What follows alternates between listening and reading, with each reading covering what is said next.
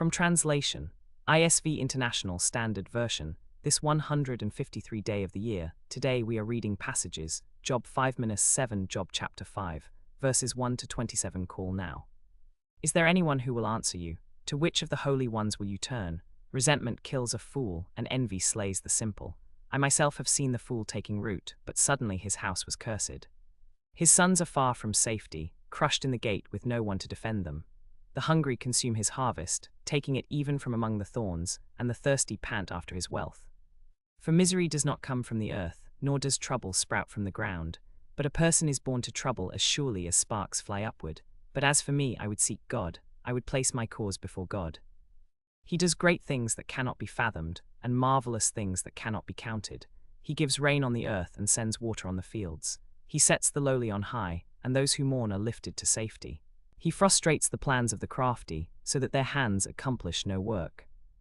He catches the wise in their own craftiness, and the schemes of the wiser are brought to sudden collapse. They meet with darkness in the daytime and grope at noon as in the night. He saves the needy from the sword of their mouth, from the clutches of the powerful. So the poor have hope, and injustice shuts its mouth. Blessed is the one whom God corrects. So do not despise the discipline of the Almighty, for he wounds, but he also binds up, he injures, but his hands also heal. From 6 calamities he will rescue you, in no time will a 7th calamity touch you. From famine he will rescue you, from the sword of your mouth. You will be protected from the lash of the tongue, and need not fear when destruction comes. You will laugh at destruction and famine, and need not fear the beasts of the earth. For you will have a covenant with the stones of the field, and the wild animals will be at peace with you. You will know that your tent is secure. You will take account of your property and find nothing missing. You will know that your descendants will be many, and your offspring as the grass of the earth. You will come to the grave in full vigor, like a shock of grain ripe in its season. Look at this, we have explored it, and it is true. Hear it and know for yourself. Job chapter 6, verses 1 to 35. Then Job replied, Oh, that my vexation were weighed, and all my calamity laid in the balances. For now it would outweigh the sands of the seas. Surely my words have been rash. The arrows of the Almighty are in me, my spirit drinks in their poison. God's terrors are marshalled against me. Does a wild ox bellow when it has no grass, or does an ox low when it has no fodder? Can something tasteless be eaten without salt, or is there any taste in the white of an egg? I refuse to touch it, such food makes me sick. Oh, that I might have my request, that God would fulfill my hope, that he would crush me, let loose his hand, and cut me off. Then I would still have this consolation, my unrelenting pain would be eased, for I have denied the words of the Holy One. What strength do I have that I should still hope? What prospects that I should be patient? Is my strength the strength of stone? Is my flesh bronze? Do I have any power to help myself, while success is far from me? Those who withhold kindness from their friend abandon the fear of the Almighty.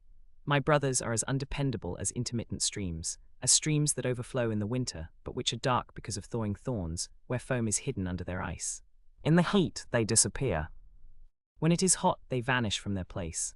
The caravans turn aside from their routes, they go into the wasteland and perish.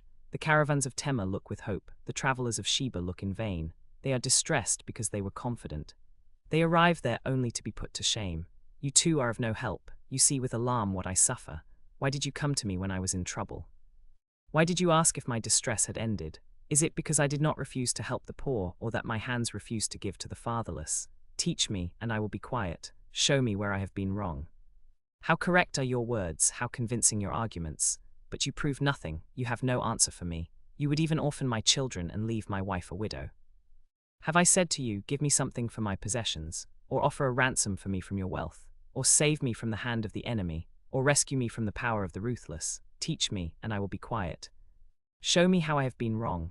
Is it good for you to oppress, to despise the work of your hands and favor the plans of the wicked? Should a wise man answer with wind arguments? Should he fill his belly with the east wind? Should he argue with one who is without wisdom, and with a fool argue his case? You would even lose respect and be put to shame forever. I too am a man like you, flesh and blood. Why should I intimidate you and make you afraid? Job chapter 7, verses 1 to 21. Does not man have hard service on earth? Are not his days like those of a hired hand? Like a slave longing for the evening shadows, or a hired hand waiting for his wages, so I have been allotted months of futility, and nights of sorrow have been assigned to me. When I lie down I think, how long before I get up? The night drags on and I toss till dawn. My body is covered with worms and scabs, my skin is broken and festering. My days fly by faster than a weaver's shuttle, and come to an end without hope. Remember that my life is but a breath, my eye will never again see good, the eye that now sees me will see me no longer. You will look for me, but I will be gone. As a cloud vanishes and is gone, so whoever goes down to the grave does not come up. He will never return to his house, and his place will know him no more. Therefore I will not keep silent. I will speak out in the anguish of my spirit. I will complain in the bitterness of my soul. Am I the sea, or the monster of the deep, that you keep me under guard? When I say, my bed will comfort me, my couch will ease my complaint, then you scare me with dreams and terrify me by visions, so that I would prefer strangling and death, rather than this body of mine. I loathe my life and would not live forever. Leave me alone, for my days are but a breath's. What is mortal man, that you make so much of him, that you give him so much attention, that you examine him every morning and test him every moment? Will you never look away from me, or let me alone until I swallow my spit? If I have sinned, what have I done to you, you watcher over mortals? Why have you made me your target? Why am I your burden? Why do you not pardon my offenses and forgive my sins? For soon I will lie down in the dust, and if you look for me, I will be gone.